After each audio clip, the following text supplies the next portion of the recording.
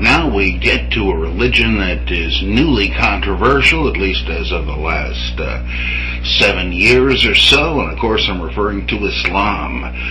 In some ways it is difficult to be dispassionate about this religion, which members of which have been so prone to stirring up a lot of trouble, and of course with that ill will. But there's about 1 billion Muslims in the world, and I'd hate to hold all of them responsible for what a small number have done. That's one thing we ought to keep straight. I find Islam very fascinating. I always have. And I personally would just rather, for the moment, bracket the questions of whether Islam inherently leads to intolerance, much less violence.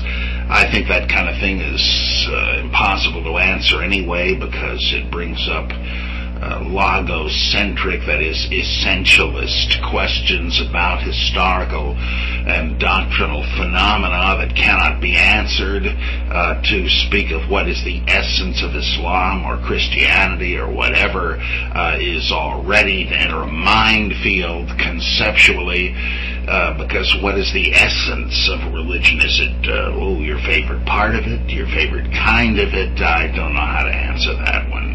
In fact, I like to keep in mind what Wilfred Cantwell Smith said in his interesting book, The Meaning and End of Religion, where he says, how do you define one? And he says, maybe you don't have to, maybe you shouldn't. Maybe in referring to religions, you should simply think of two trajectories.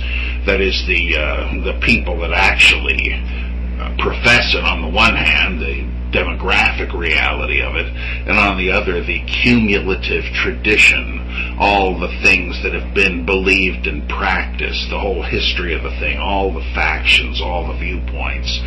And that's already kind of a formal textbook sort of a thing, but it avoids voting on one particular version of it as the real thing, at least if you're trying to be historical about it, and that is what I'm trying to be. I would like to go into this in 3 phases, basically. I'd like to deal with the traditional account of Islamic origins, which has been derived, even by Western scholars, from Orthodox Islamic hagiography and apologetics. It was something of a surprise to me to learn how everything you have historically read about Islam, even especially in Western critical sources supposedly, has just been imbibed uncritically from what the mullahs have said.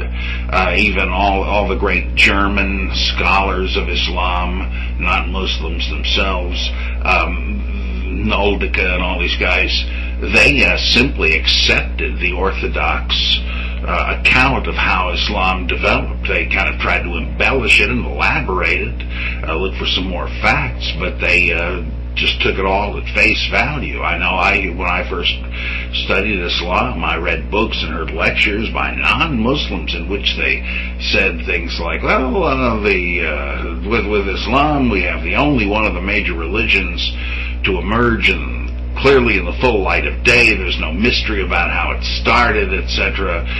With the Quran, we actually know, as we only have to surmise about the Bible, how it came together, and there's no question but that it goes back verbally to Muhammad. And how do we know that? Well, because during the time after his death, as the first generation of eyewitnesses was dying off, some of the ones that remained decided it would be best for those who were to follow to have what people remembered about the preaching of the prophet written down and so forth. I mean, this in retrospect is obviously just apologetics, but I guess that was the easier way to go, and there wasn't any real alternative that people knew about, and so we just got the standard story that Muslims told. And Now, I'm afraid it's not so easy, but I'd like to go through the traditional account. I'd like to go through just very, very basically the tenets of Islam, the faith and practice, and then thirdly, I want to look at the revisionist theory of Patricia Crone and Michael Cook in their great book Hagarism, which gives one of a few possible drastically revisionary accounts of how Islam started. So we want to get the traditional view that is still taken for granted in the media and in most textbooks. We want to get straight what Muslims believe and do, wherever it came from, and then third, we want to take a sort of a higher critical look at it. Okay, supposedly it started how?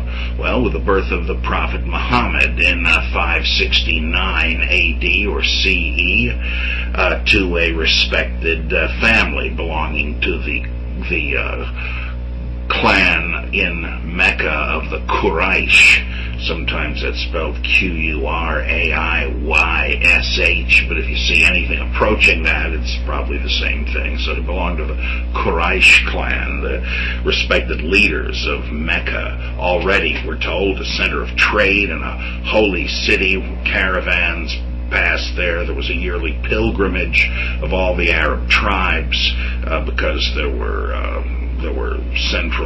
religious headquarters, shall we say, temples to various Arab gods headquartered there. Not that there were no Jews or Christians represented among ethnic Arabs, but apparently it was divided up into polytheistic factions and so forth. There had been organized government in parts of Arabia, like the Nabatean kingdom, where you've seen in movies and books Petra, this red sandstone city, looks pretty advanced. We don't think of Arabs living in such conditions. We think of them as Bedouins. Well, some were, but not all. And there was King Aretas IV, who is mentioned in the New Testament. He was a member of a Roman client kingdom of the Arabians and so on. But in these days, in the time of the origin of Islam, it had sort of all broken down, political structure and authority, and one of the great things Islam did was to forge them into a unity, which is an amazing thing to have done, and would be in any analogous case. Okay, well, we're told anyway by various sources, and our main one for Muhammad is a book called The Life of Muhammad, written by Ibn Ishaq, and it looks like it ought to be said Ishaq, but that's an illusion if you don't know Arabic, I'm told. It's Ishaq, Ibn, son of Ishaq, and that's a long collection of traditions written long after Muhammad's death.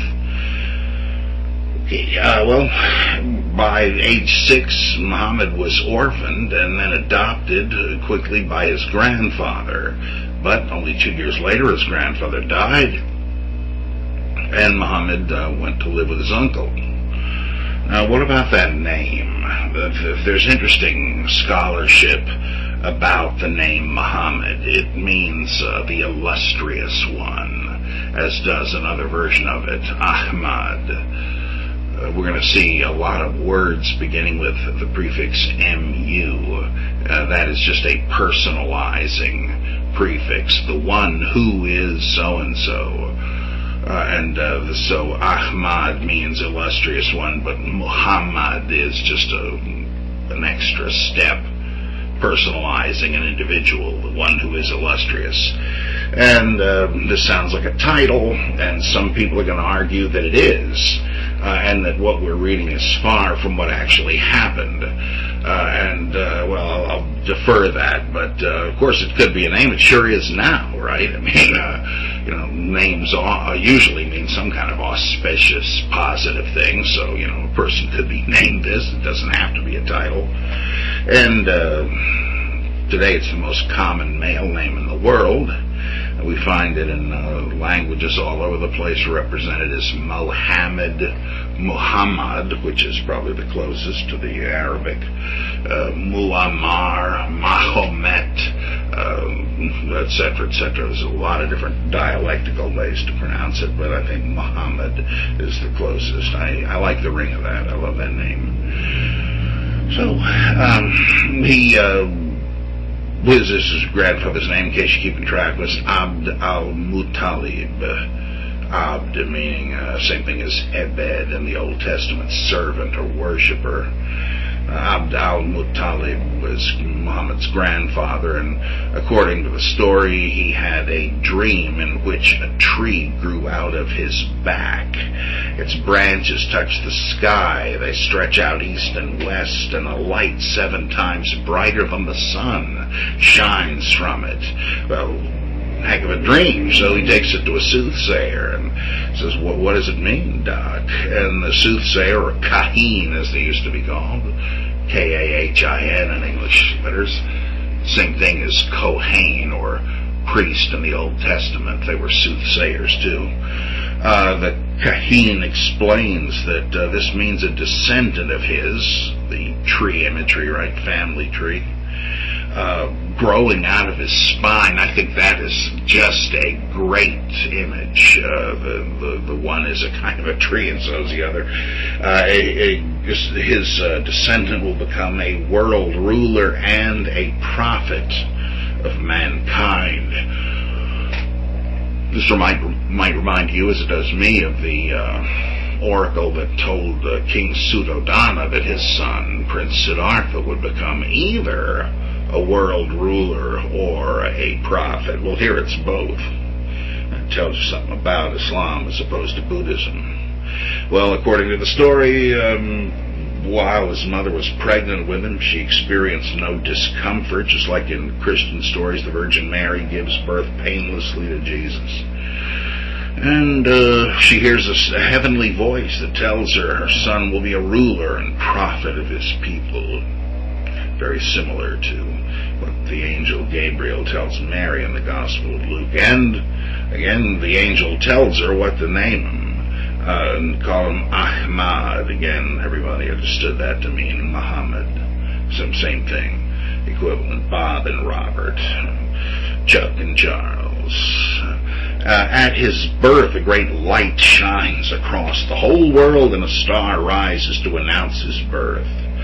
This is sort of stock footage, right? File footage for any prophet or religious founder. It's not surprising to find it here. When Muhammad is 12, he's visiting Syria with his uncle. There, a wise monk recognizes him as a great prophet and warns his uncle to guard him from those who might do him harm. This is kind of like the Simeon story in Luke as well. And it's interesting that this would have to be a Christian monk. And being in Syria, that what's interesting about that is that early apocalyptic ascetical piety in Islam, it parallels a lot of features of Syriac Christian monasticism, and I think this is kind of a tip of the hat to that, a memory of that. Again, according to the official stories, when he's 25, Muhammad married Khadija, a widowed businesswoman 15 years older than he is. His employer at first. He was one of many camel drivers for her, and apparently a pious man, attracted her attention, and once they married, he didn't work anymore, and at that, in a secular way, let's say, he left the provisions to others, as Jesus is said to have done in Mark and Luke, and went off to pursue spiritual things, to meditate. And his wife was happy enough to have him do that. And now later on, after she died, Muhammad was said to have taken at least 9 wives. Polygamy was de jure then. But he didn't marry a second one while Khadija was alive. So one might say that took a lot of women to fill her shoes. Well, so what was he doing then? Instead of caravanneering, he would retire to a cave in Mount Hira. where he would meditate and pray, and it was there that he experienced this prophetic call. The angel Jibreel, that is Gabriel, who had visited the prophet Daniel and the Virgin Mary, came to, and Zechariah, Gabriel came to him as he slept, and he commanded, recite, meaning poetry, let's have it. Muhammad is stunned, barely awake, and he replies, I cannot recite. He figured, this is some sort of off-the-cuff literary creation. There were people that did that.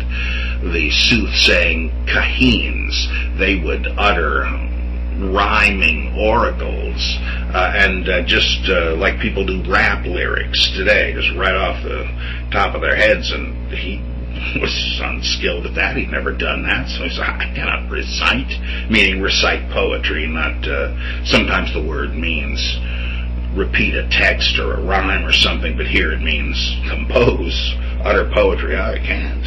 Gabriel then says to him, recite in the name of the Lord who created man from clots of blood. Recite, for thy Lord is the most beneficent, who has taught the use of the pen, who has taught man what he does not know. Well, he wakes up, implying that was a dream, a little iffy in Luke also, whereas was the angel actually there speaking to Mary, or speaking in a dream? Same thing. Muhammad gets up, he leaves the cave, stands at the cave ledge, and hears a voice, O Muhammad, thou art Allah's apostle, and I am Gabriel. Looking up, he sees a gigantic angel filling the horizon. That's kind of similar to other visions in the book of Revelation, and what the prophet Mani in the 3rd century had seen, and before him the prophet Elkasai, seeing gigantic visions of Christ and angels and such. So it sort of fits the religious milieu. Now, these may be competing versions of how the angel called Gabriel. We don't really know, but usually they think of the dream sequence as the call experience, and that's the way it is depicted in the film Muhammad, Messenger of God, which is on video as, what is that called now? The Message, I believe it is. But that's the story anyway. Muhammad began to proclaim his prophetic message in Mecca, again the chief Arab city, supposedly. Now at first he was accepted, he was respected. After all, he had good roots, he had good social connections, a member of the Quraysh. But eventually he got in hot water. He said things that alienated the bigwigs. He started to attack the pagan gods of Mecca. Well, pagan from his standpoint, right? Just polytheism with everybody else. The Meccans were not about to abandon the gods of their ancestors. Now, often the situation is described as if the rulers of Mecca were just concerned about not ruining their concession. They didn't want to lose the money. They didn't want to shut down the worship of competing gods, because then people would go elsewhere, and what would happen to their economy? Well, if it's your job at stake, I don't blame a guy for being a little concerned about that, but I doubt if you could really separate the questions. These people certainly must have believed in these gods. I see no reason to think they were just, deceivers and cynical and just making a buck, but, like the Levitical priests, their livelihood was tied up in it. You can't really expect them to be that happy about this preaching that he began to do, saying you should reject these other gods and worship only Allah, the high God. We'll get back to that theology in a bit. Some friction, and it turns out that the only ones who will follow him are some family members. Prophets can't even take that for granted. You remember the gospel proverb, a prophet is not without honor, except among his own relatives and the people that know him. But he did get some of his family to join up. And depending on where you're reading the New Testament, Jesus did or didn't family sympathize or think he was crazy. Well, Muhammad had immediate family that decided to go along with it, with him as a messenger of God. And but other than that, it was pretty much the poor and the down and out that followed him. And at this time, and a couple of the people that were, well, at least one was related. A couple of people of high standing, and also Quraysh clan members, were his cousin Abu Bakr, or Bakr, doesn't matter which vowel you use, which means the son of the blessed. Bekar or Bakr is the same as Baruch or Barak or Barakiah, all those same root, the blessed. And Umar, which means speaker. Umar or Omar, take your pick. And these guys, we're told, were the first two caliphs, the first two caretakers of the Islamic community after the death of Muhammad. So they were there from the beginning, and they and a couple of others were known as the companions. Well, in 620, Muhammad met a group of citizens, an embassy really from Medina, also and originally known as Yathrib, and that came to be known as Medina, which means the city of the prophet. This is a city 300 miles north of Mecca. Today, Mecca and Medina are both in Saudi Arabia and are the two greatest holy cities of Islam. Medina was being torn by civil strife. There were two tribes vying for control, and Muhammad's name had become known. No longer a strictly local phenomenon. And so some people from Mecca, one of the factions, said, he and his following, if they came to our city, might be enough to tip the balance and bring peace and order to Medina. And they came and laid out the case and invited him to do it. Now, that might seem strange to us. What? Some street corner preacher they thought would be an asset in this thing? Well, yeah, that wasn't strange, though, because through thousands of years in the Middle East, and even still today in some quarters, there was a tendency for people to say, let's get arbitration from a holy man, a hermit, a monk, an ascetic. These guys have no worldly ties. They're not in it for the money. They don't have any money. They're not looking for power. They have no vested interests. They're waiting for the world to end, so they're not trying to enrich themselves. And besides, they say they're connected to God. I mean, who else do who better could you have?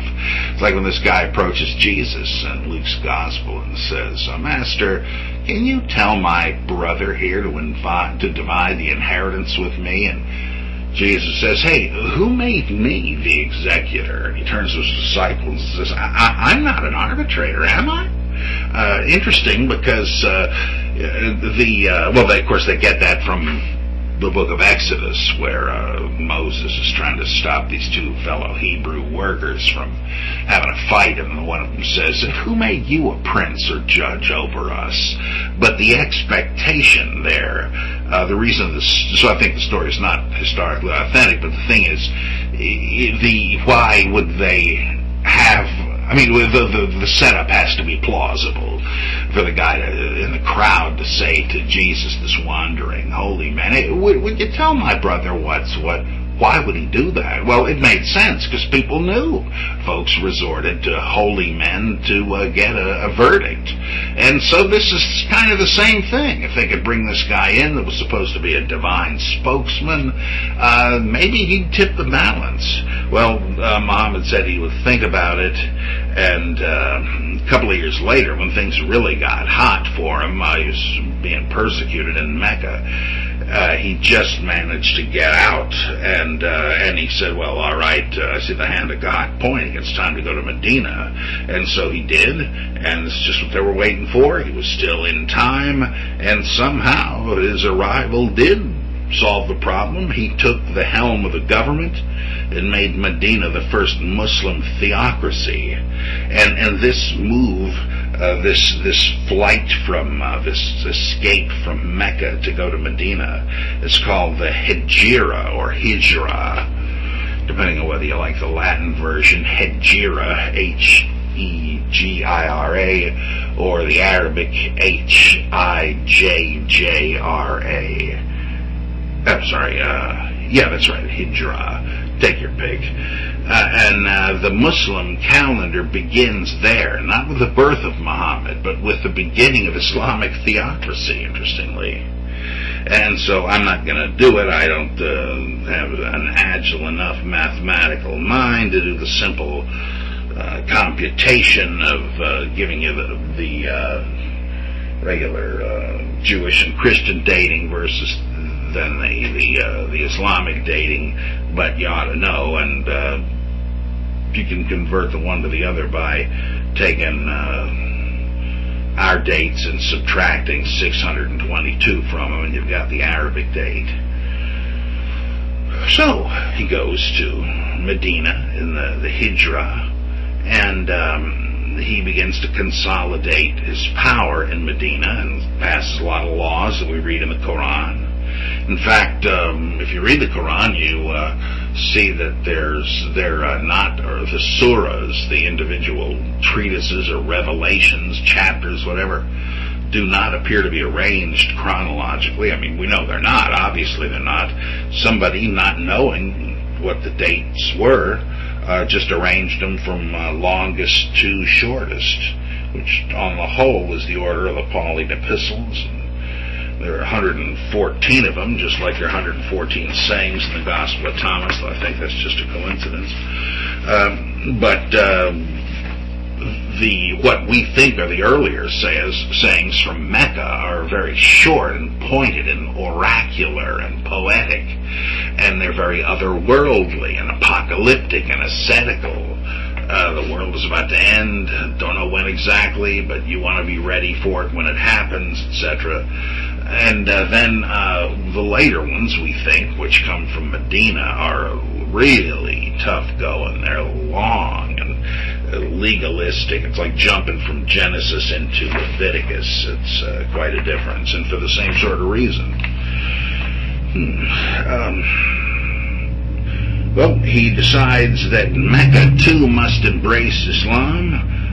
He hadn't been able to convert them by preaching, but he figured, well, there's more than one way to skin a cat.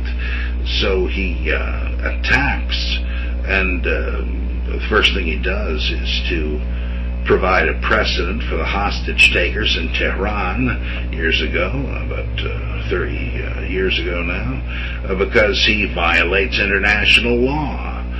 There was a sacred month of truce in which all tribes agreed to bury the hatchet temporarily and allow everyone to go on pilgrimage to Mecca. What, they did that then? Yeah.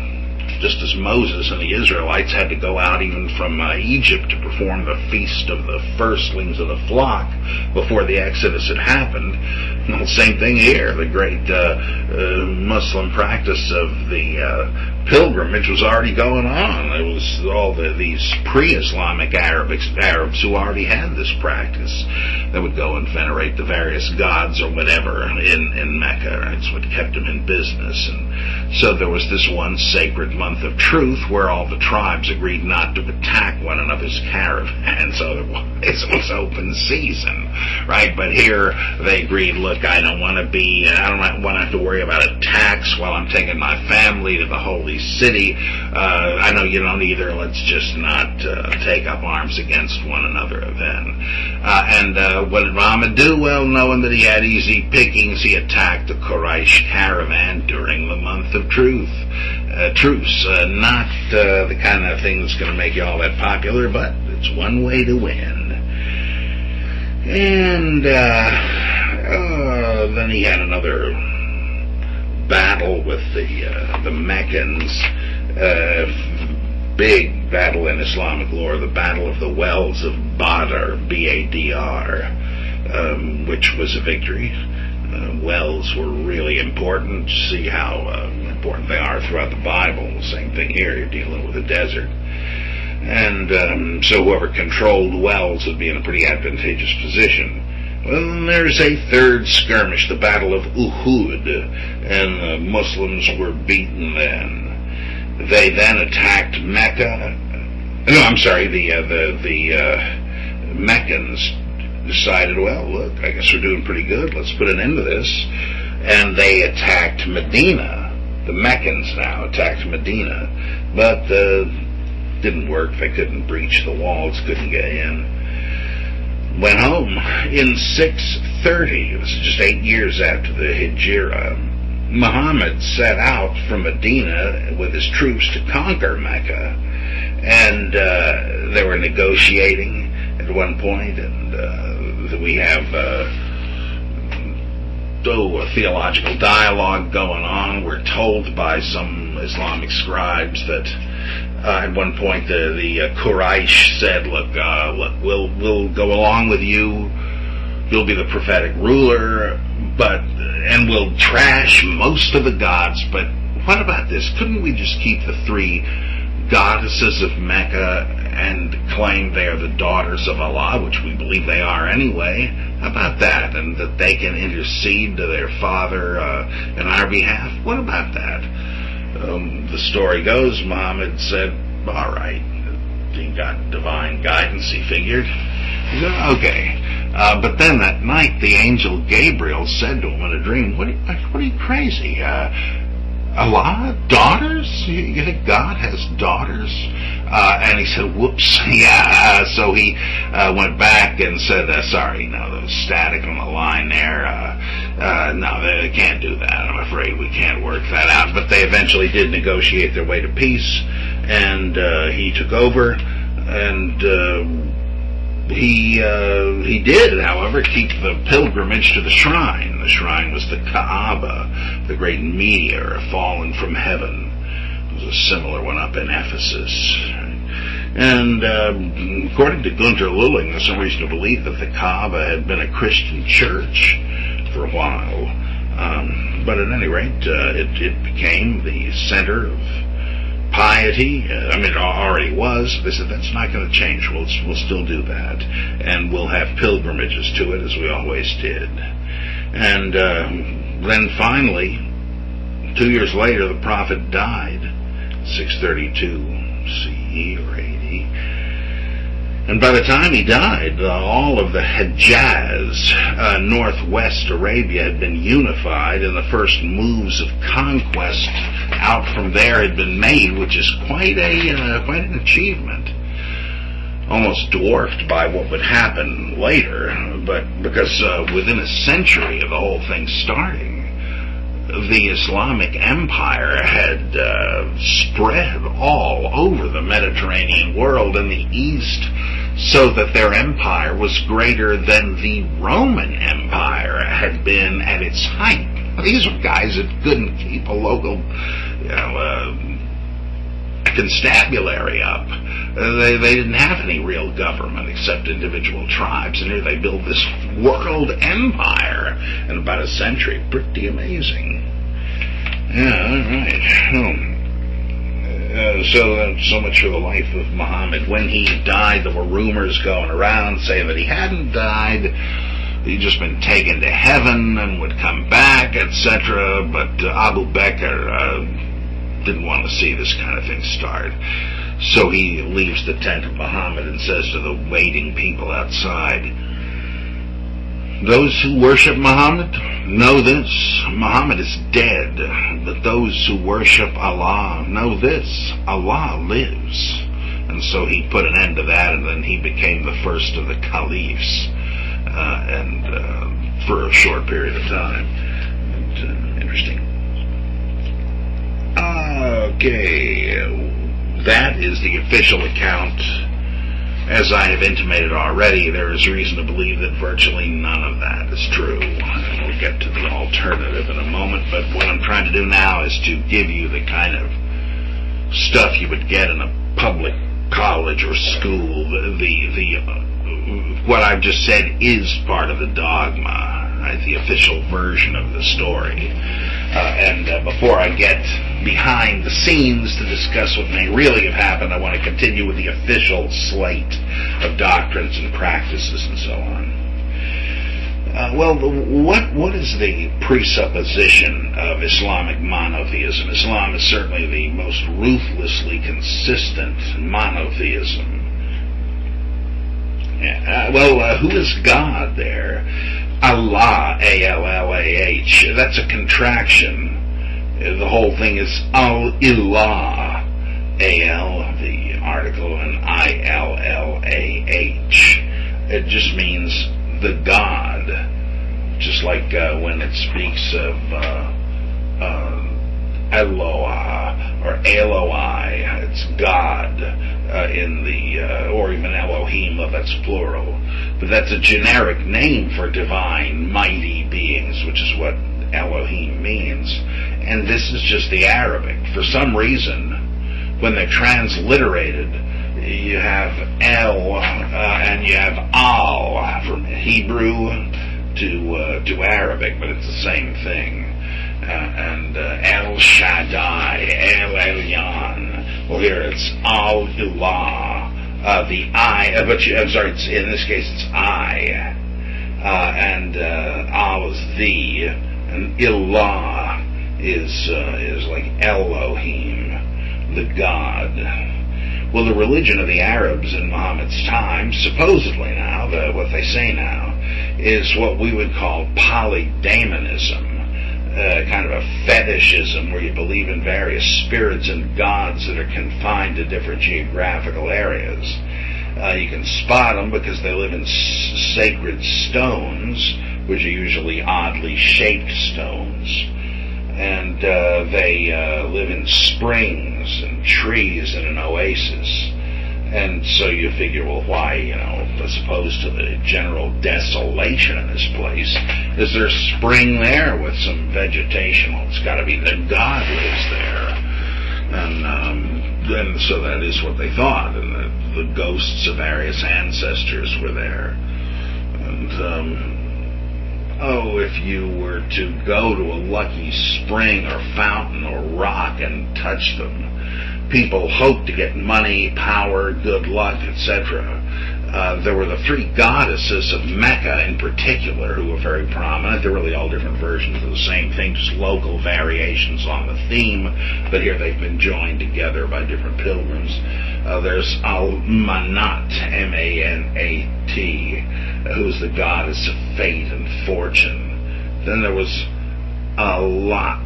Lot, an astrological goddess. She was a goddess of fertility, of motherhood, the goddess of heaven. And she seems to be the same as Leto, the mother of Apollo, in Greek mythology. There are all these interesting linkages. Then, so we've got Manat, and Al-Lot, and Al-Uzza, the mighty, the honored one. And she represented the planet Venus and was actually the most prominent of the three goddesses. Before Muhammad's time, she had received human sacrifices on occasion. And these were the most popular ones, subordinate to Allah, because the Arabs at this time did believe in a single creator named Allah. He was the chief god, but actual day-to-day worship was really parceled out to other deities, very much like in West African religion, where they believe in a sky god who created everything but became alienated and doesn't deal directly with the human race anymore. He deals with us through divine flunkies and the like. Very similar idea here, a withdrawn high god. That was Allah. So you dealt with these other gods, especially the three daughters of Allah, on a more or less regular basis. Now, it was with all this that Muhammad's preaching collapsed, because it entailed getting rid of the other deities. They didn't really exist, and one was cheating Allah by directing worship due rightly to Him alone to these other imaginary beings. So the Quran says, Allah begetteth not and is not begotten. We usually think of that as a reference to Jesus. He's no son of God. He's a Messiah, and God sent him, but he's not a son of God. It's a disgusting mythological notion that God could have offspring, but it no doubt referred to the daughters of Allah as well, who were no daughters. No, not a chance. I always think of Lennon's sisters, but you probably don't even know who they were. And he may have thought that what people were doing was worshiping angels. Apparently, some think there is some reason to believe that Muhammad just sort of reinterpreted these beings, but he certainly wasn't in favor of them having any mediatorial function. And generally the impression you get is that if there are any supernatural beings but Allah, they're really demons. He stigmatized the nature spirits, the jinn, and the genies, as demons and evil spirits. I mean, really, they're just sort of low-level divinity, sort of pre-gods in a polydaemonistic framework. But he's actually kind of elevating them by making them into demons. But they certainly don't. It was the jinn who would tell the kahins, the soothsayers, anything they wanted to know. So-and-so, I lost my camel keys. Where could I put them? I will consult the jinn. And they would hear the chirping or the buzzing of insects in their ear. And it was really the cachinnations of the jinn. He left them in his other paths. So they would, this is called the azif, the chattering or chittering of the genies, the jinn. But again, they don't come off too well in the Quran, because Allah says, he swears, I will fill the pit of hell with jinn and men. So it's quite a lot of them.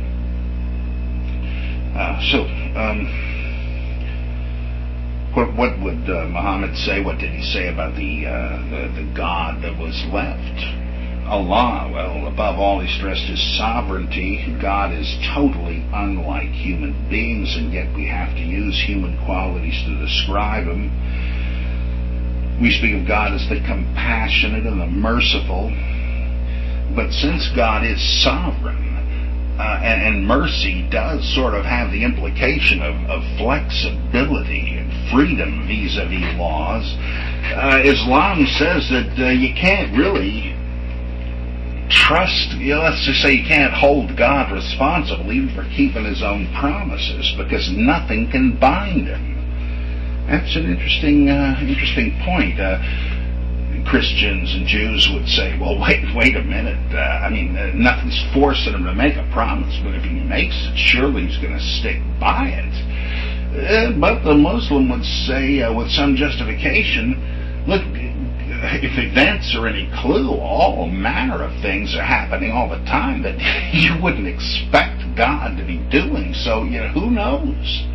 Right? Whatever happened, you would admit God must have willed it and can't be criticized for it. If you can look at the Holocaust and say, well, somehow it's not incompatible with a faithful God, I guess you can get him off the hook for almost anything.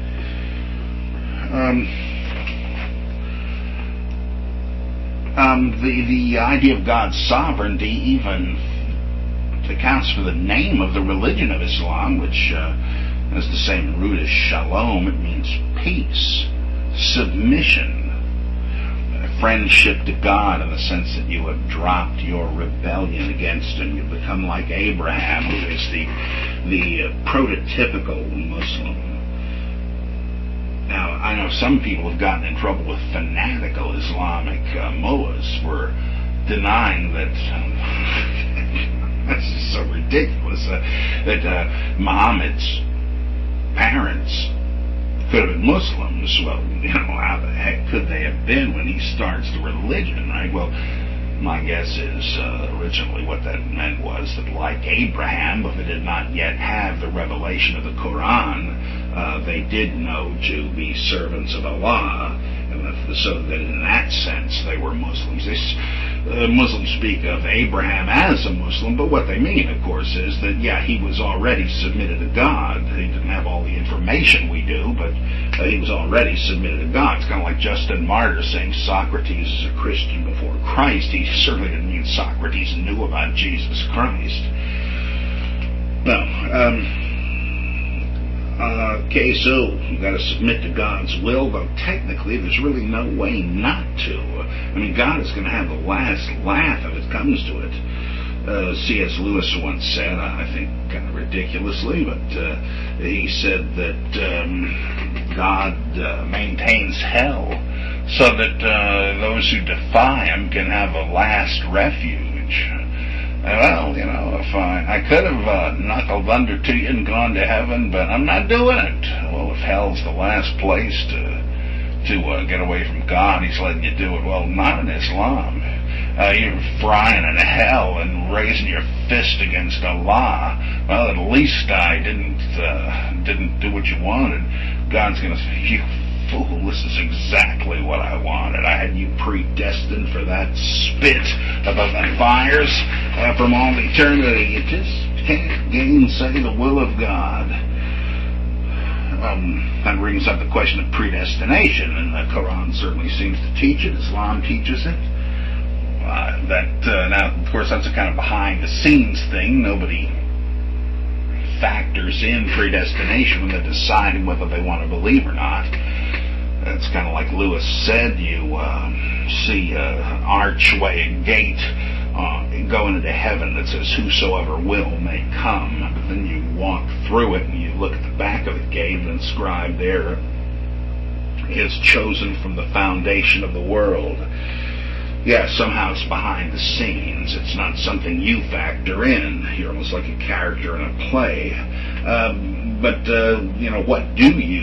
What is your decision in the process? Well, is it faith? Is it works?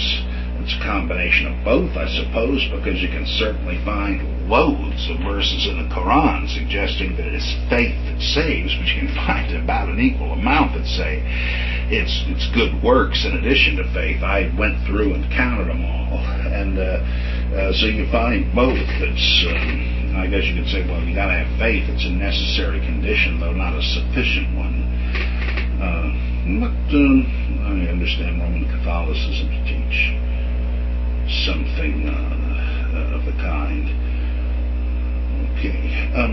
Another major looming point in early Islam was eschatology, the prospect of the end of the world and what was going to happen. In fact, one of the summary statements is that if you believed in Islam, you could say, yeah, I believe in Allah and the last day.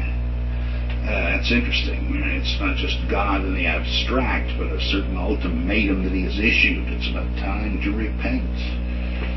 God is called owner of the day of judgment. It's all his to do with as he will. It's his to schedule. The Quran is filled with preaching about imminent judgment, though it's never quite clear if it's the judgment of the earth. I mean, that is mentioned, but it's not clear whether that is imminent. But it may be just that Allah threatens wicked people in cities with destruction, as he once destroyed Sodom and Gomorrah and so forth. And so the judgment is a big day and a big deal, and so is the last day, though they're not always synonymous. And what's going to happen, though, when the last day comes? Well, supposedly, the final judgment will be heralded by a trumpet blast, just as in the Bible. And then there's going to be great earthquakes. The sky will rip apart. The sun would rise in the west for the last day. And molten brass will rain from the sky. I believe the same thing occurs in one of the apocalypses of Baruch. These are all traditional ideas. Then 8 angels will carry Allah's throne to earth. His throne? I thought he couldn't be really compared to human beings. Well, most Muslims have believed, despite God's transcendence, that he has a humanoid body. The Bible certainly says so. This became a big problem later on when more philosophically inclined Muslims began to dispute this. But at any rate, they carry his throne down, and the dead rise to receive the verdict on their lives. The prophets will appear to testify against the sinners. Hey, look, don't tell God you weren't warned. You know damn well we told you what you were doing was wrong, and it was time to repent. Even the demons who tempted the poor saps will testify. Oh, yeah, we got them to do it. They gave in. Well, against testimony like that, hang it up. Even when Johnny Cochran rises from the dead, he's going to be no help. What'll happen to you then? Well, you sinner, you will be chained and beaten with iron clubs, dressed in garments of fire, forced to drink boiling water. But suppose you're among the righteous. Well, you get to go to paradise, where you're going to be shaded by palms and served by the houris, the lovely maidens, the 70 virgins or whatever. Or is that what the Quran says? Some say that's a mistranslation. The Quran is very difficult to translate. A lot of it doesn't make any sense, Arabic speakers tell me. But actually, it might be better to translate that thing as not so much the 72 virgins, but 72 white grapes. Because the virgin thing comes from the possibility that the word, which means something like pearl-like spheres, means the limpid eyes of beautiful women. But it's a little more likely it originally simply meant white grapes. So some of these suicide bombers are going to be in for a surprise. Okay. Now, Islam teaches the bodily resurrection of the dead. Of course, that's, again, standard fare from Judaism and Christianity and Zoroastrianism, their common parent. And the Quran is filled with apologetic arguments for this. Look, you think this is odd? God created your body from a drop of water, semen at first. What's the problem with imagining and recreating that body from the dust? If he can do the one, he can do the other. So, a lot of argumentation about that. What about as soon as you die? I mean, does anything happen then? For most people, no. You are going to seem to be asleep.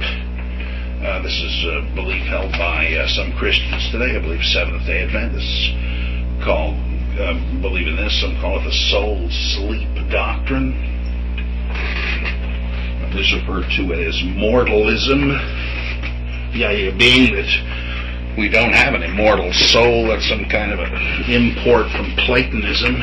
God simply animated physical bodies, and when they lose their animation at death, naturally they rot. If they're to come back, God has to miraculously recreate them, hence the resurrection of the dead. Now, this is sort of so everybody waits for the resurrection, with an exception. Those who die as martyrs in holy wars and stuff, they, at least spiritually, somehow do go to be with God in heaven right off the bat. That's what happens in the book of Revelation, too, in case you didn't notice. Right? Their souls are there with God under the altar in heaven, awaiting the resurrection. And when Jesus comes to the earth at the beginning of the millennium, the martyrs are resurrected, and then 1,000 years later, the rest of the righteous and all of the wicked join them. Now, there's sort of a two-track system here, too, but what about the majority of mankind? Well, they're just completely gone between their death and the resurrection. And so when they are reconstituted and hear the trumpet blast and burst from their graves as in a race. I love that image. Right, on your mark, get set, and there's the trumpet blast, and out come the dead as if they're running off of the block at a race. Well, then it's going to seem to you like, well, wait a minute, I was just on my deathbed. Who are these people? You will seem to have had no intervening time. You weren't going to be hanging around waiting, playing a harp or something. No, I mean, it seems to you as if you were dead. The last thing you remember was, who knows what, but not hanging around in the grave. Again, a lot of this stuff in the early surahs of the Quran, but it never passes out of it. It always stays there.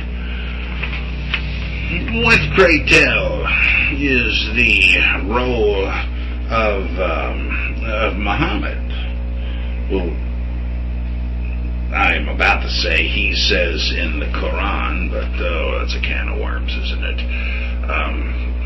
Muslims do not call Muhammad the author or even the speaking voice in the Quran, because if you read the thing, you'll see it's all addressed to Muhammad.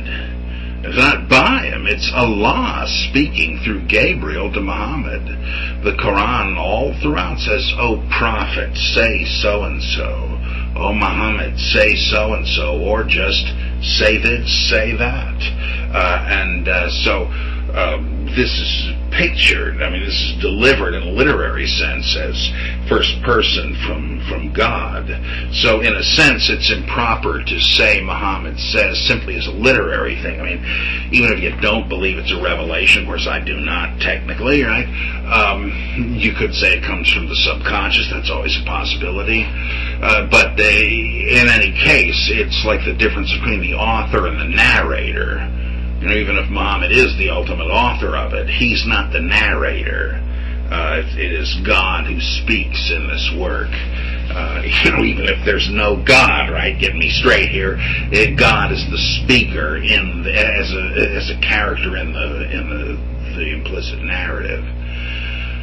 So, and then of course, as we're going to get to later, it may be that Muhammad had nothing to do with the Quran, that it's just a collection of stuff from all manner of different people. So if what it says about Muhammad in the Quran or elsewhere, who knows if it matches what the historical Muhammad thought of himself, but this is at least the way he's understood in Islam. He's the seal of the prophets, namely the official culmination of the line. He's the last and the greatest. There are roots of this idea, a great book by Tor Andrei, a great Swedish Lutheran bishop who was a comparative religion scholar. A book called Muhammad the Man and His Faith goes into the esoteric prophetology the doctrine of prophethood that we find among the Ebionites and the Alkacites and the Manichaeans that up to this time, and indeed you can understand Islam as a sort of a depository of ideas that were chased out of Christianity and found their resting place here. The Ebionites, for instance, believed that the heavenly spirit of Adam had been incarnated as Adam and as Jesus. And other Gnostics believed that Christ's spirit had been incarnated in Adam and in several other Old Testament characters, like Noah and Enoch and so forth, not including the so-called writing prophets who have books of the Old Testament named after them. And that's interesting because those guys are absent from the Quran too.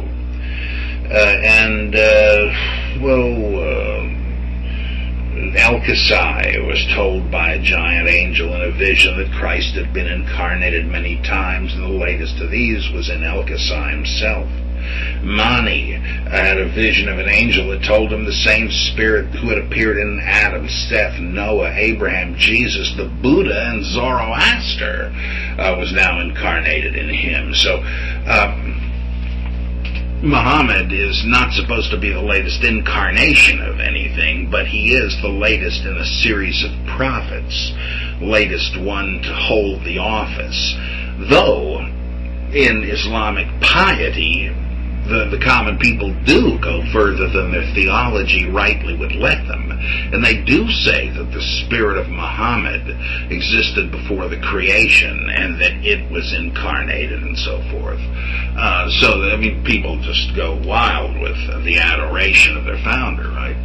And, of course, this is nothing compared to some later extreme Muslims that believe that Allah incarnated himself as Muhammad, but that's really off on the fringe. Let's see. Muhammad is depicted not only as the last of the prophets, but also as a local prophet, in the sense that God had sent prophets to every nation, and he had kept the Arabs waiting. And now he'd sent them their own prophet with their own revelation. He said, look, God had sent Moses and then David to the Jews. He sent Jesus to the Christians. Moses came with the Torah. David came with the Psalter. Jesus came with the Injil, or the Evangel, the Gospel, which they thought was a book. And now Muhammad has come with the Quran, this Arabic Quran, it's called many times. And so it was their turn. And there's a bit of a tension in the Quran as to whether this is just our thing or everybody's thing. And the general punchline seems to be that Islam is destined to sweep away all the religions because it fulfills them and renders them unnecessary. But you do have this other view that finally we've got ours just like you've got yours. And in the same way, there's these two dueling ideas in the Quran about other religions. God has commanded that Islam rule, but he also commands tolerance for the people of the book. There's expectation that Jews and Christians will accept Islamic claims because the scriptures say the same thing as ours. But then it says there's no good Jews and Christians. They won't listen to the truth, and so their relationship changed, and they said different things later. Well, what are the great practices of Islam?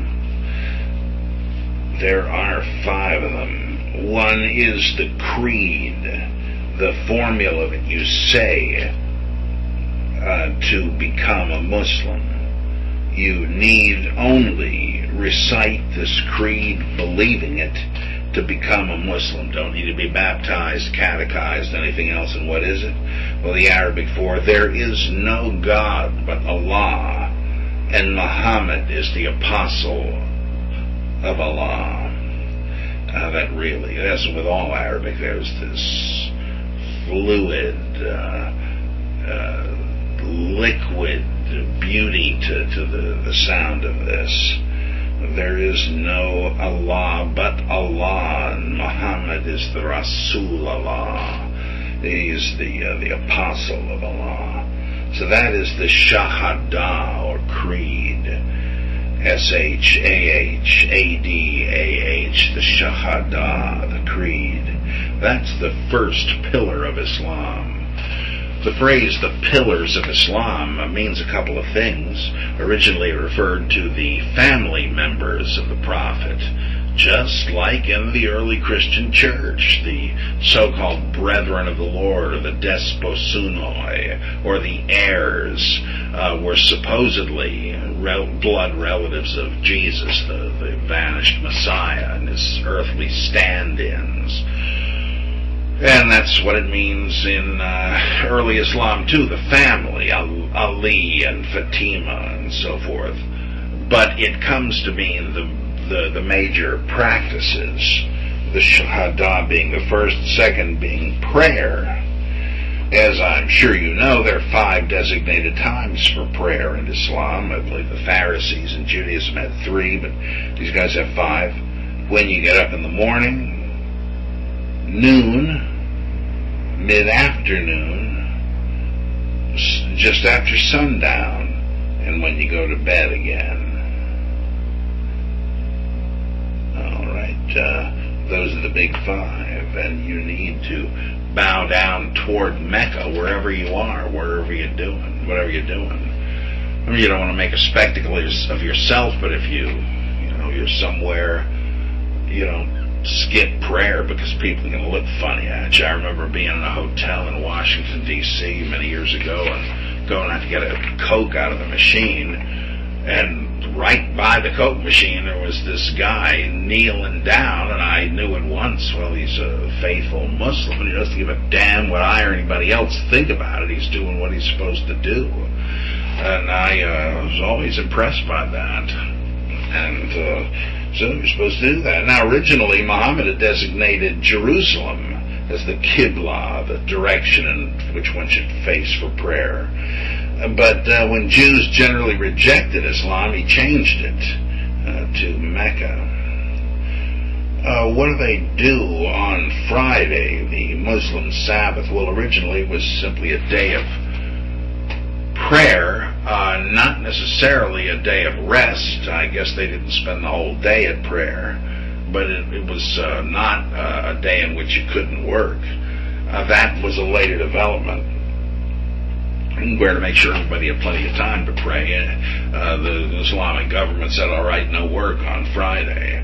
We just go to the mosque or the masjid, and there we pray. And prayer is essentially supplication and gratitude for all God has done, rather than trying to tell him his business and order him around.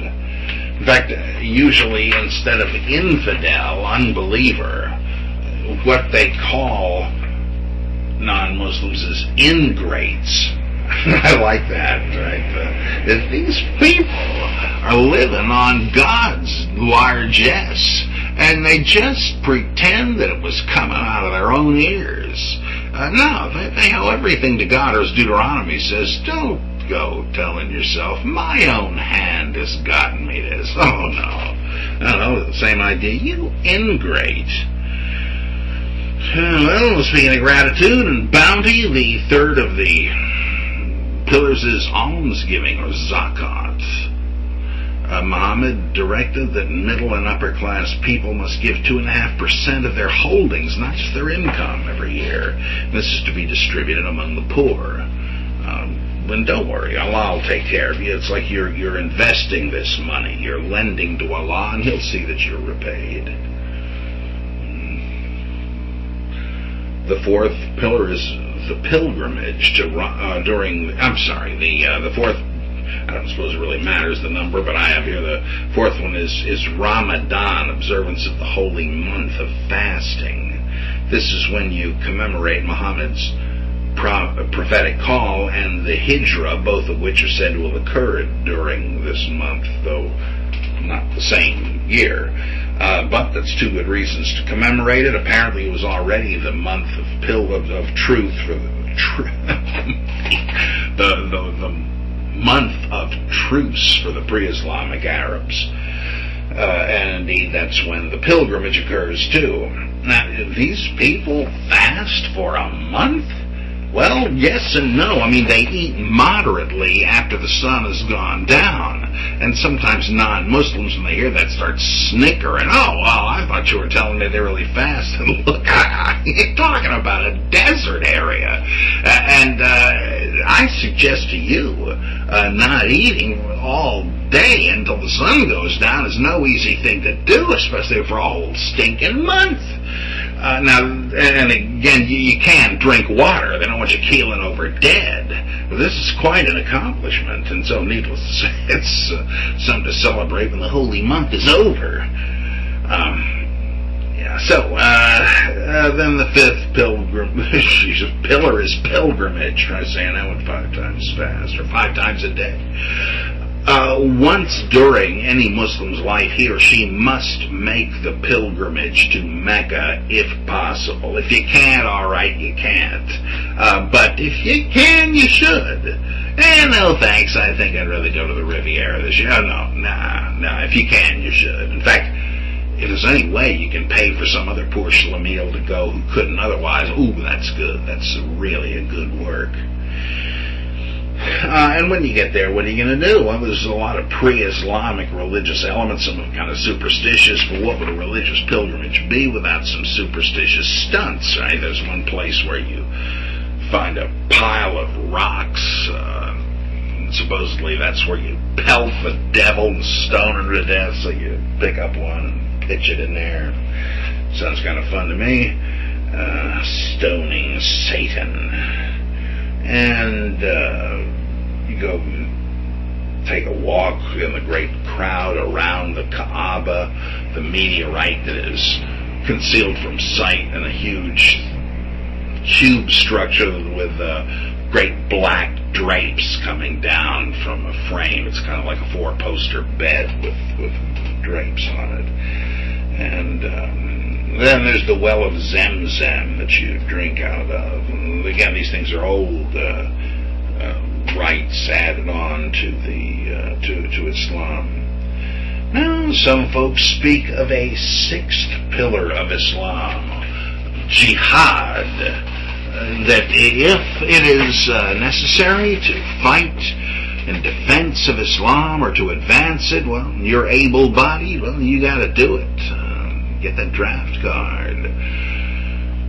And there's all this stuff today about, jihad really means a spiritual struggle. Well, not originally. It's quite clear in the Quran. It means taking up arms against the infidel, and often it was an offensive war.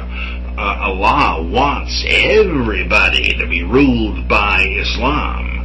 I mean, he'd like everybody to convert to Islam, but they didn't always do that. Some would say that it was a rare exception that non-Muslims are forced to convert. It's often been said that that non-Muslims were second-class citizens in territories that did convert to Islamic rule. That's true to some degree, but it mitigates it when you realize that Islam, with the almsgiving pillar, feels obliged to provide for all the poor, and Muslims are paying pretty heavy to do that. And if there are a lot of poor under their rule who are not Muslims, and a lot of they got to pay for them too. However, if the Muslim giving base is not too big because they haven't forced you to convert to Islam, well, they can't afford to do that. So you're going to help carry the burden for the sake of the poor. That's a bit different than the impression you might otherwise get, but there's some reason to believe that it wasn't always so equitable and that there was pressure on people to convert. Let's see. And by the way, if you've ever heard of Muslim freedom fighters, I know you have, called mujahideen. That's based on the word jihad. Remember the prefix mu.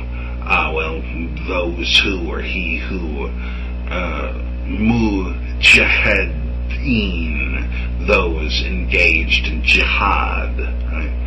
It all fits. I don't speak Arabic. Don't let me snow you. I'm not trying to give you the idea I do. I just pick up some of these little clues about the words here and there. I wish I did know Arabic, but no such luck. I don't even know Hebrew. It's disgraceful. I mean, do I say don't even? Well, you'd expect I might know that studying the Old Testament, but I'm primarily a New Testament man, and so Greek's my forte. Let's see. So we've got the 6th of the 5 pillars of Islam. Well, of course, I speak of the 5 because jihad is not always binding and not on everyone anyway. But it kind of is an unofficial 6th. But there's also a 7th, depending on which sect of Islam you adhere to. If you were a Shiite, I'm going to get into that in a minute, you have the duty to obey the Imam. You got to obey him, a successor of Muhammad, who has the true interpretation of the Quran. You're obliged to obey him. You can't decide, I don't think so. Like the Pope says, don't use birth control, but what does he know? You don't have the opportunity. You don't have the chance to do that. If you're in this thing, part of the ground rules are believing in what the imam or the teacher says. We're going to get into that sectarian schism in a minute, but it's worth noting that according to tradition, the Prophet Muhammad introduced certain social reforms. Where, again, this is hard to know, but at least this is associated with the founding of Islam. So you'd have to say it's at least part of this new Islamic order. One of the things that Islam did was to abolish primogeniture. I hope I'm saying that right, but the idea that the firstborn son inherits everything and everybody else is out the door. It was that kind of thing in Europe that led to the younger sons of the nobles to become knights. They didn't have any castles or land, so Big Brother got all of it. He seems to have abolished usury, that is, money lending and interest. With women, I count this as a big advancement for women.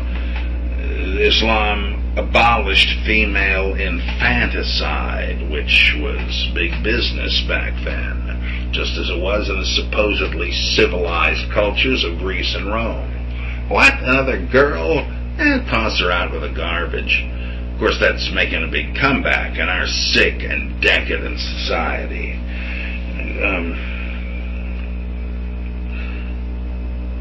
So what happened? Women couldn't be cast out as infants. Women could inherit. The number of wives was limited. It hadn't been unlimited before, but now only 4. What? Only 4? Well, you can imagine the problems of that. I mean, these people had a pretty robust view of sexuality. Unless you were ascetic, which is above and beyond the Call of Duty thing. You might have loads of wives if you're a guy, but how many of them can you feed? It was unfair, and so supposedly the Prophet Muhammad said, from now on, only 4, though Allah made a special dispensation for him. As a non-Muslim, you can't just let this go by. You have to, if you're going to show any common sense at all, you have to say, well, how convenient. Everybody else, only 4, but you, oh Prophet, I'm giving you a special deal. Yeah, right. But at least this meant wives had somewhat less of a problem with polygamy. If they were divorced, they took a dowry with them. And apparently, though marriages continued to be arranged, the woman had to consent to it. Appears Islam offered racial harmony and equality. There were early black Muslims and Bilal, one of his lieutenants, was an African, and one of his wives was supposed to be black, and so on. In terms of war, well, these guys are no peaceniks, but they humanized it somewhat. They introduced the idea of mercy to captives and to the wounded, and to women and children. I mean, this is quite different than some countries where they said, no prisoners. No, I can't do that. We're told that tolerance was a great Islamic virtue, and there is this element of the people of the book, those in the biblical tradition before us. They do have a special place in the sight of God. Their religions are not simply false religions, though they should have joined up with Islam, and some still will, but if they don't, at least they're not stinking pagans and not worshiping Zeus, gods that don't exist. I mean, they should get with the program, but they're worshiping the real God, a courtesy Christians have not always allowed to Jews, right? And supposedly, throughout its history in Islamic realms, there's been freedom of religion extended to non-Muslims. There is not similar freedom for Muslims to reject their inherited faith and pick another one. No, you could still lose your tuchus over that one. Capital punishment. Wine was outlawed. Gambling was outlawed. These both had sapped the will of the Arabs and comported with their state of resignation. Well, they get rid of both of these and they're more functional. What are the sources of authority in this religion? It's fairly easy to enumerate them. The Quran, the scriptures. Number one, you can spell it the old way, Koran, or the one that is closer to the way they would spell it, which is Qur''An.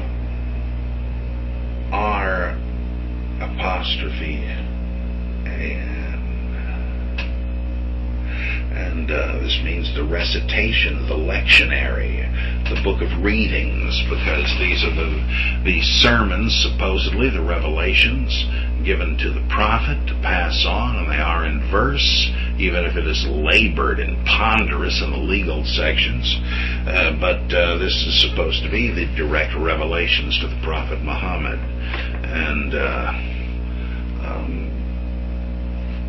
And they are the Word of God.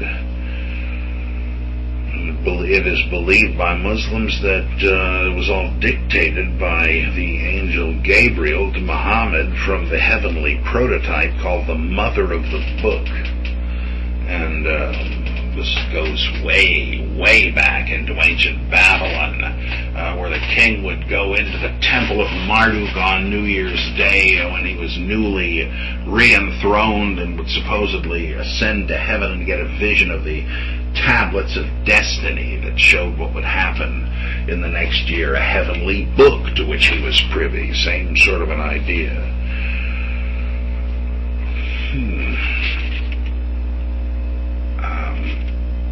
We're told that the surahs were memorized by various individuals, and eventually people took notes, writing down what they remembered on pieces of papyrus, flat stones, dried out palm branches, shoulder blades and ribs of sheep,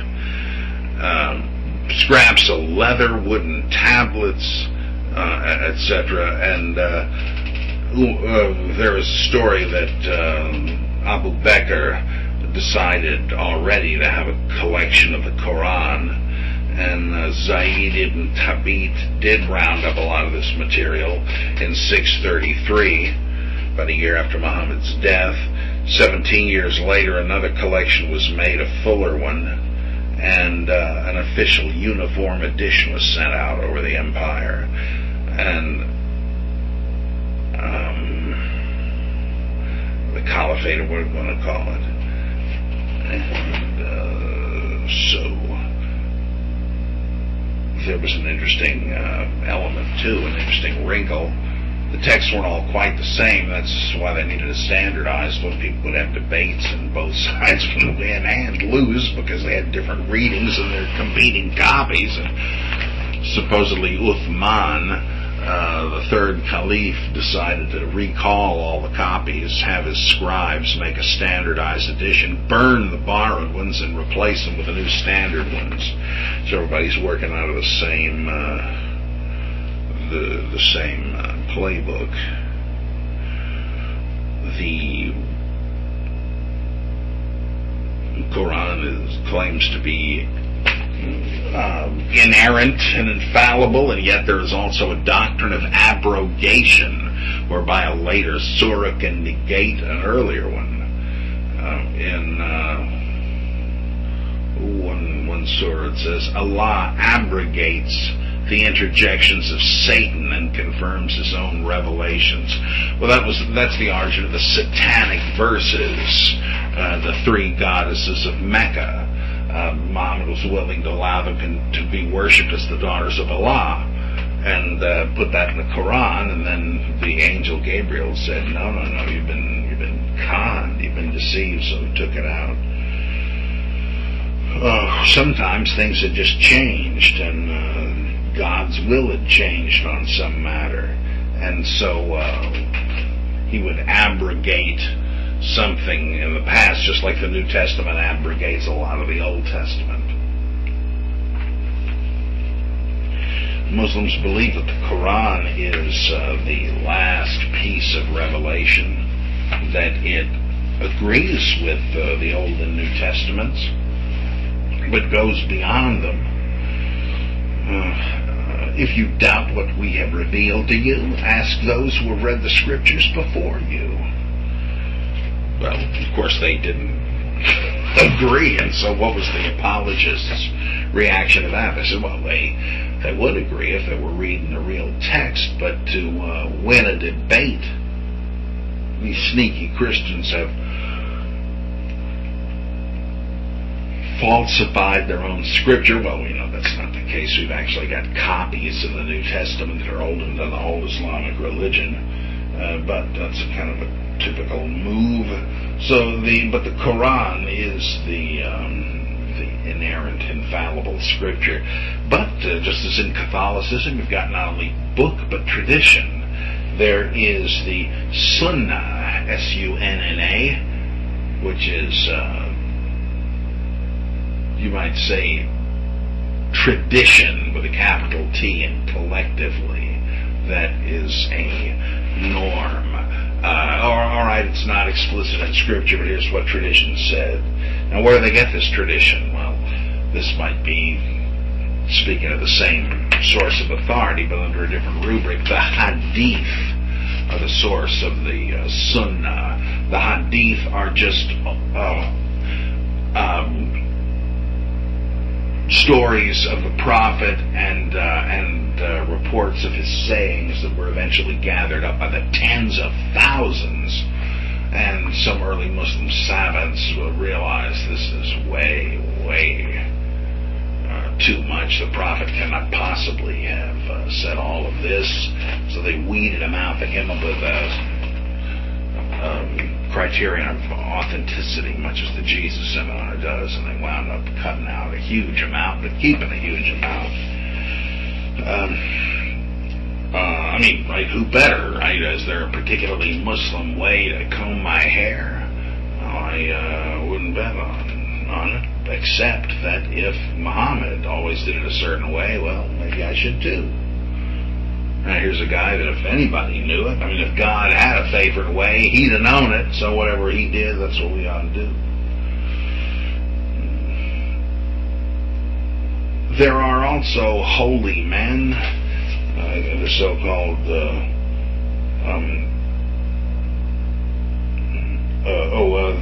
Ummah, the community of faith, specifically the Ulama, the jurists, the Sanhedrin, and these will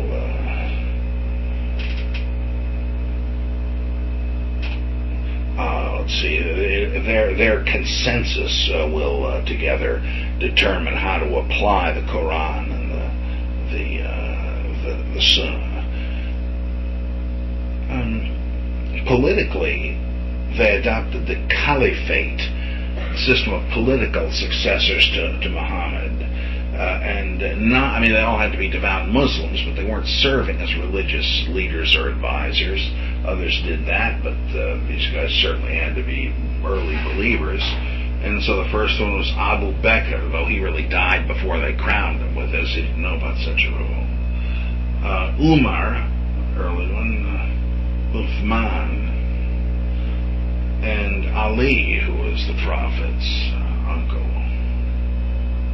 nephew.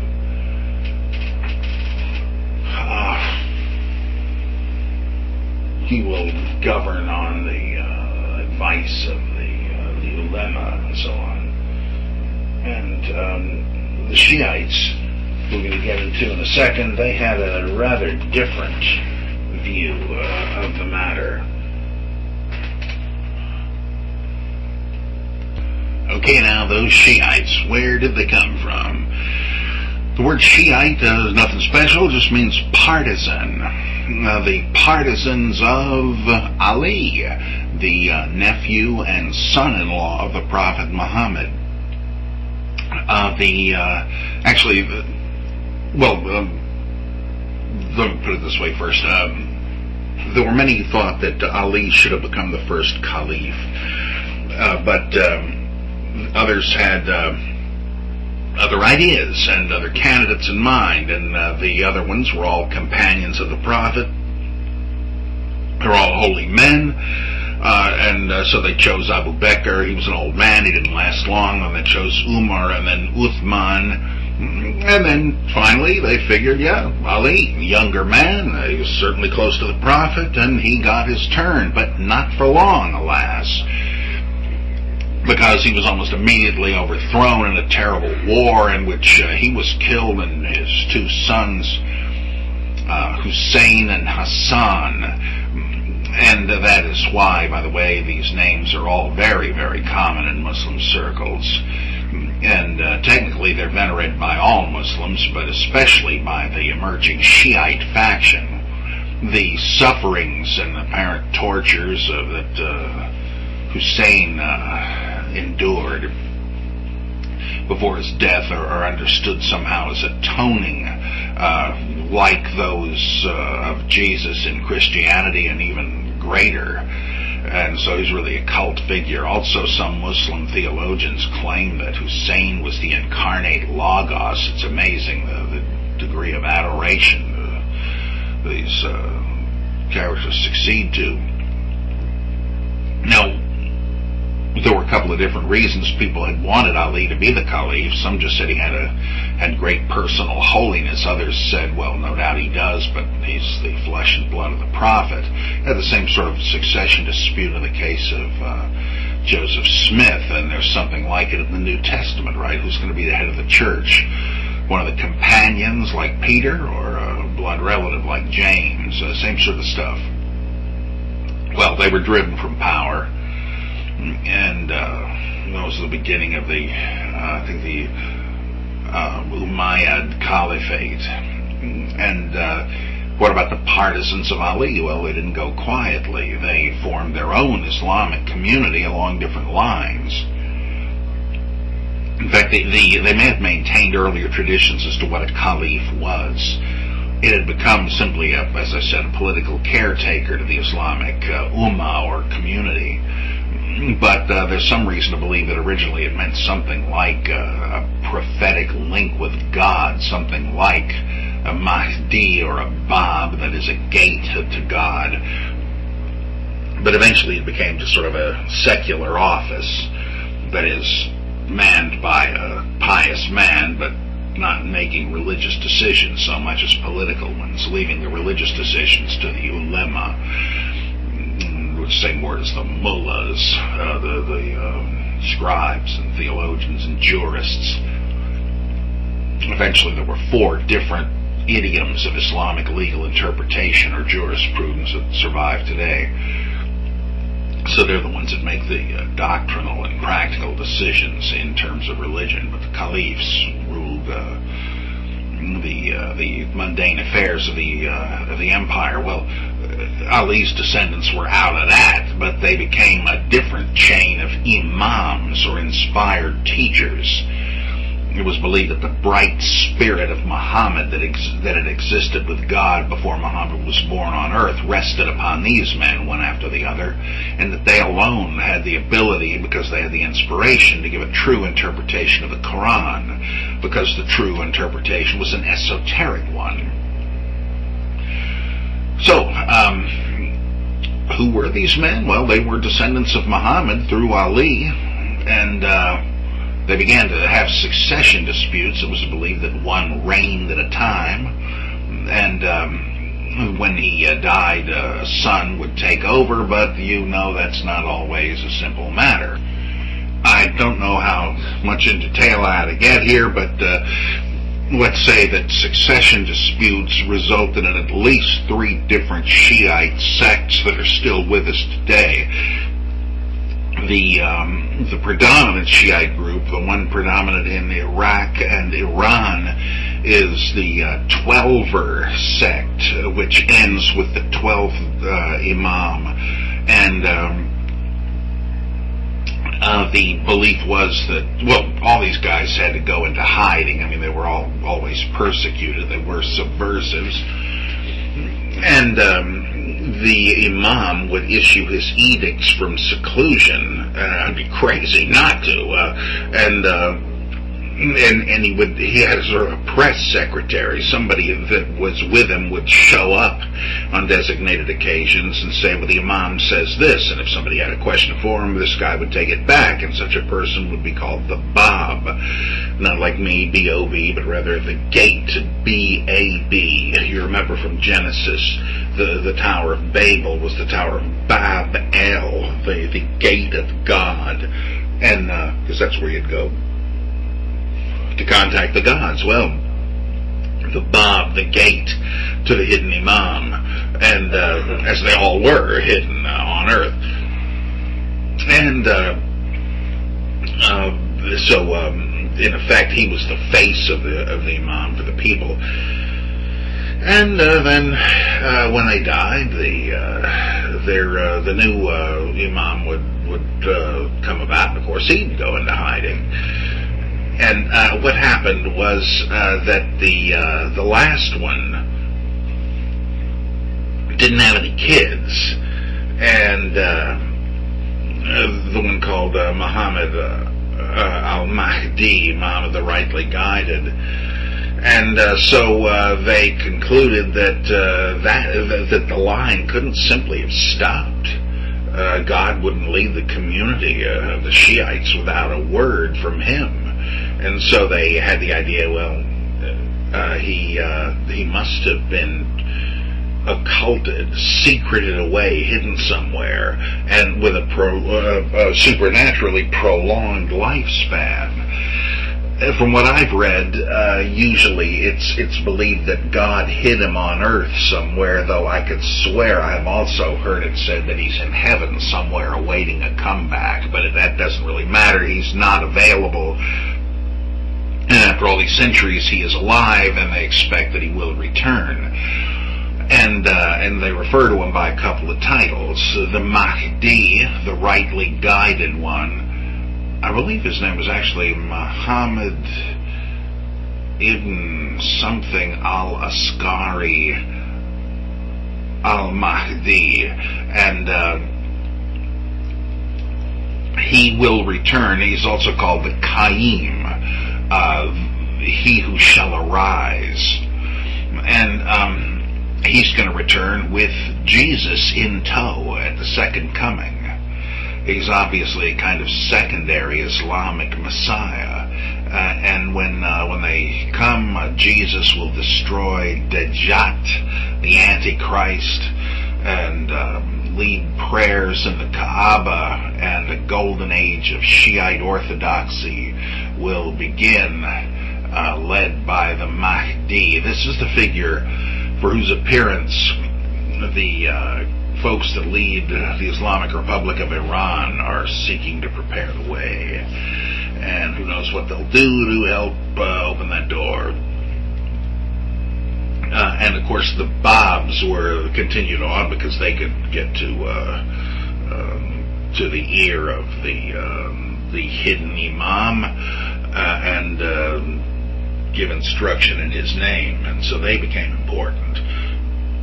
Much so in the case of the Baha'i faith, which we're going to talk about next time.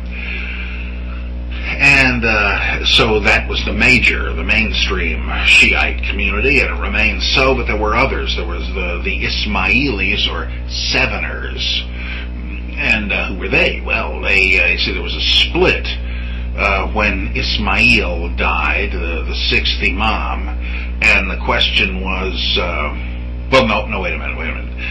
Jafar as-Sadiq was the sixth, Jafar the Righteous was the sixth of everybody's imams, all the Shiites, and his designated successor would have been Ismail or Ishmael. The problem was Ismail died before his father, and so didn't serve as the seventh imam at all. And the succession dispute was over how the line should continue. Should it be Ismail's son, because he did have kids already when he died, and there was one that could have done the job? Or should they skip him and go to his younger brother, because that way the imamate would pass from the sixth to a direct descendant. You wouldn't have to skip a generation, though you would have skipped the first born business. They couldn't agree on this. And so the people that thought it should go through the line of Ismail, and that his son was properly the seventh, they split off and became the Ismailis, or Seveners. They believe that eventually one of theirs will come back, though I forget whether it's the number 7 or not. I believe the 7 derives from the point at which they diverge from the 12ers. They became much more mystical and Gnostic even than the 12er Shiites, and eventually gave birth to extreme sects, such as I mentioned before, who believed that Ali was actually Allah incarnate, or that there was even a trinity of divine persons, Muhammad, Ali, and Salman al-Farisi, one of the companions. The Bektashi sect, the Alawis who ruled Syria, and others believe this. There are quite a number of small, as they're called, Galat or Gulat sects that believe in this. But I'm going to take that up again next time when we discuss the background of the Druze religion. Then the Zaydis, or the Fivers, they split off earlier on. But that's enough of that. I'm sure you get the basic idea. They have their own interpretation of the Quran, but it's different. In what respect, I confess I do not know. And they have their own hadith. They just except the ones that supposedly were transmitted from the immediate circle of the Prophet's family, his daughter Fatima and Ali and so on. They don't trust the hadith that come through the circle of the companions. I mean, everything is backed up by the hadith, because the Quran says less than you'd expect about how to live your life as a Muslim, and so the details come from the hadith. Actually, what's different, because the surahs of the Quran are individually transmitted by word of mouth wherever they started, and so they have, in my opinion, exactly the same status as the hadith, most of which are certainly spurious. I think all of them are, but so you have a parallel kind of a structure here, but you don't have caliphs because you don't have secular power, at least in most of the Shiite framework. Occasionally you did, but it's like there was no it's nothing like the modern Islamic Republic of Iran. They were really on the outs most of the time. There was the Fatimid Caliphate in Egypt when Cairo was built and so on, but that was a little bit unusual, and they had a kind of a divine theocracy there. Eventually the caliphate, though, was broken up, and that's what Muslim radicals are trying to restore, and they're trying to pick up where they left off to cover the earth with Islam. Once a great thinker who's a Sufi, Sayyid Hussein Nasser, many great books by him. He is an Orthodox Iranian Shiite and Sufi mystic. Got to get to the Sufis next time too. And an erudite man, ecumenically tolerant, good sense of humor, privileged to have met this man a couple of times. He once estimated that it was only, let's say, 10% of Muslims in the world that were extreme Islamists, so-called. But seeing as how there's 1 billion Muslims, what does that leave us with? 100 million? Yikes. We face interesting political decisions in the future. I might be Mr. Toleration and admire Islam, but I don't want to have to learn Arabic. Let's put it that way. So that's a huge Shiite and Sunni split. The ones that didn't join up with a Shiite majority are called the Sunnis, S-U-N-N-I, those who follow the Sunnah, the traditionalists, in other words. Remember, Sunnah is a collective official term for tradition. Now, of course, the Shiites have their own tradition, right? But these people regard that as an aberration of the majority of or Sunnis. I had a Muslim friend, head of a synagogue, and I pointed out some books he might be interested in from Sunni press. Well, what? How have I never heard of that? Well, it was State University of New York press.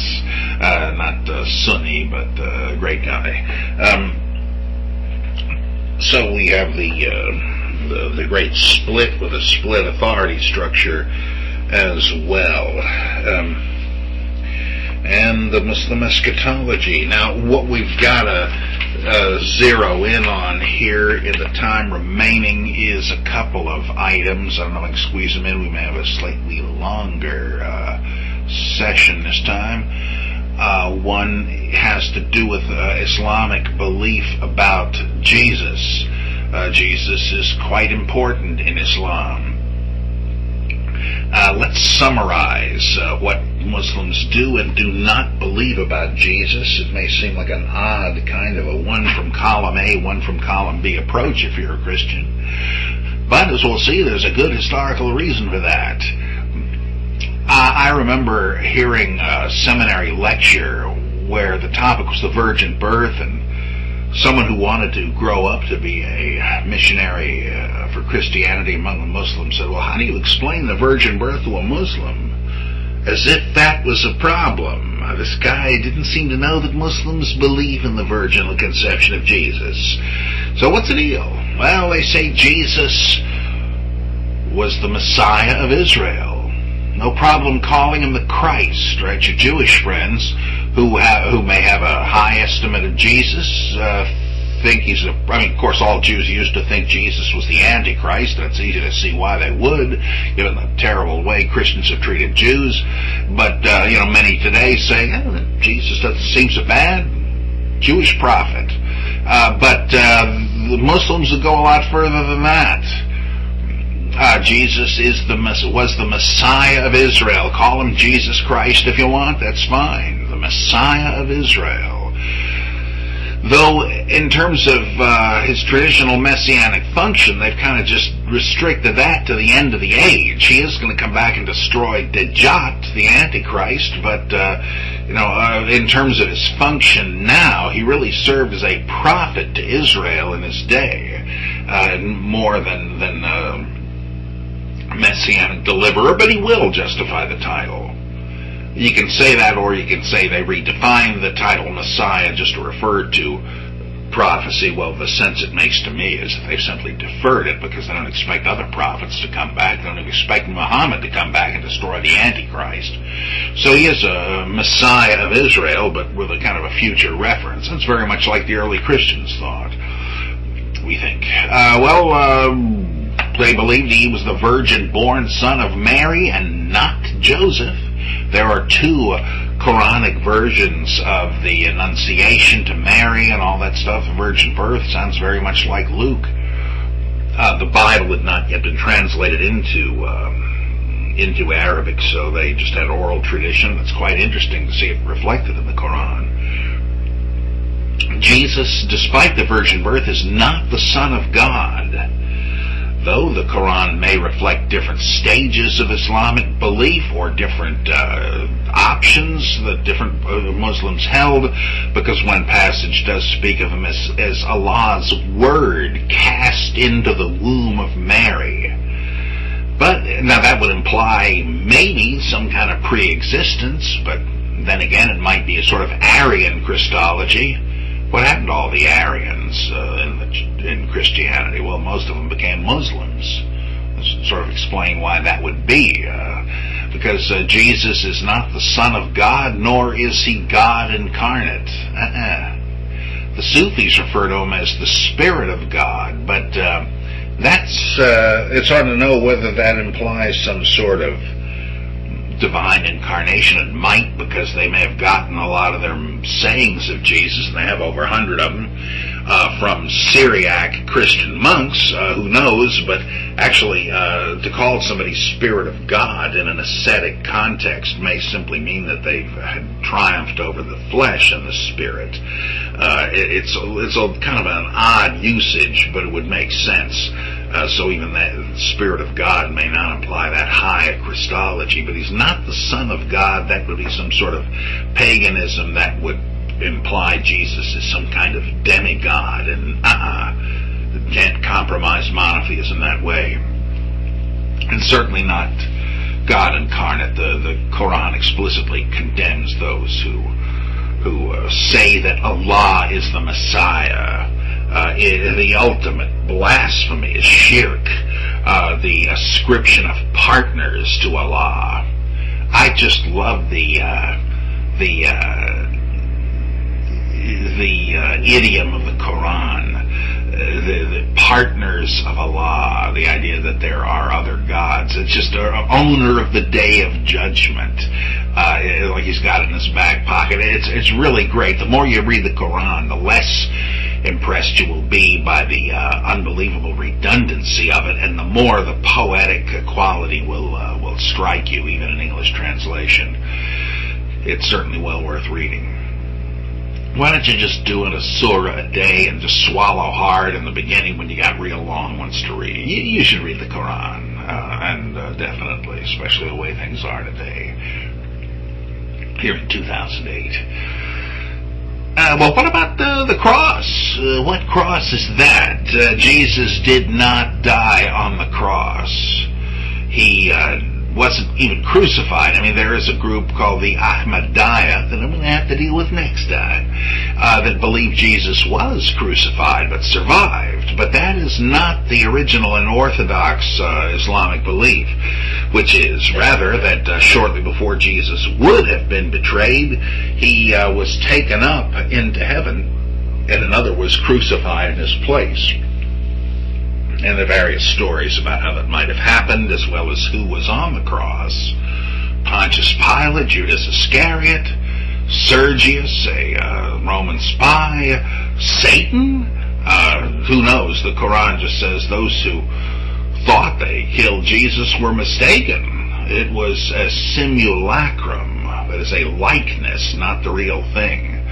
Who knows what? But it wasn't Jesus. He was raptured. He ascended to heaven before he could be crucified. The same sort of thinking that you read about in Matthew, 16. Jesus says the Son of Man's got to be crucified, and Peter says, God forbid, Lord, this must never happen to you. Well, Jesus doesn't like that. Get out of my sight, Satan. But you can easily see that. What? You love Jesus, you don't want to see him crucified, and so they decided he wasn't. And he went to heaven. He will die one day after he comes to the earth and then rise from the dead at the final judgment. But he didn't die on the cross. There's a bit of the Quran that says he did, and boy, do they have trouble with that. Again, it reflects evolving belief. Jesus wasn't a savior. I mean, he didn't die on the cross, period, so he couldn't have saved you on the cross. But the sheer idea that he might have paid for your sins is a gross error. Cross or no cross, however one might imagine doing it, you got to stand for your own salvation. Muhammad cannot intercede on your behalf. It's you and you alone on that day. Now, I know it's easy for Christians to hear this as, what, these creeps don't believe in the atonement? Oh, they don't believe. Yeah, I get that, but on the other hand, you have to think about some of these problems with the atonement. Is it just for God to take it out of the hide of an innocent man, even if he's willing to do it? What is this? I mean, are you really ascribing justice to God this way? I mean, this matters. I mean, you're ascribing grace to God if you say he allowed Jesus to die or sent Jesus to die for our sins, but what is the whole point of the atonement? Isn't there this idea that even God cannot or will not contravene justice? Somebody has to pay for the sin. Well, then God being just matters, right? Well, then how is this just? And Muslims say, well, it's not, and so there was no need for the death, and he didn't die, and even if he had, it wouldn't have availed for anybody's sins, so they reject that. I think it is an informed rejection. It's not just some unbelief. I guess that's what I'm trying to say. And it's not just unbelief. It's a choice of something else. And so are Muslims believers in Jesus or not? Well, they would say they are. And they love Jesus. They think Jesus was sinless. Muhammad wasn't sinless. Well, and actually in popular Islam, people do kind of think he was not, but technically, ask Muslim theologians, and they'll say, well, no, Muhammad was a frail human being. He was not as free of sin as Jesus was. Now, as a prophet, Muhammad is greater, but then again, that's not Jesus' only job. Right, Jesus is a prophet to Israel, but Jesus' real significance lies in the future, at the second coming, and so on. And Muhammad's not doing that, so it's not confusing. It's a little complex. And so they would say, yeah, we love Jesus. We believe in Jesus. He's the virgin-born, sinless Messiah, the Son of Mary, and that's a lot. They just don't believe in the crucifixion or the incarnation of the divine sonship. That's a lot, right? So we got a real mixed bag here, and quite interesting. I'd like to point out, and of course here's another place where Gnosticism survives. Christian so-called heresy survives into Islam, the idea that Jesus escaped the cross. There were early Christians that believed that.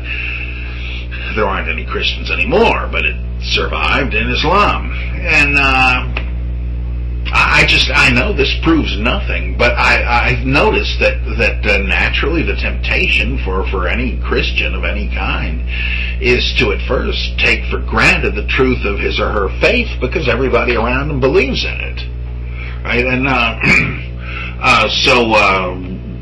it just feels true. But I like to point out to students, well, that's true of somewhat over 1 billion Christians. You got nearly as many people in Islam who also say they're big fans of Jesus, but don't believe he died. Forget about the resurrection. He hasn't even died.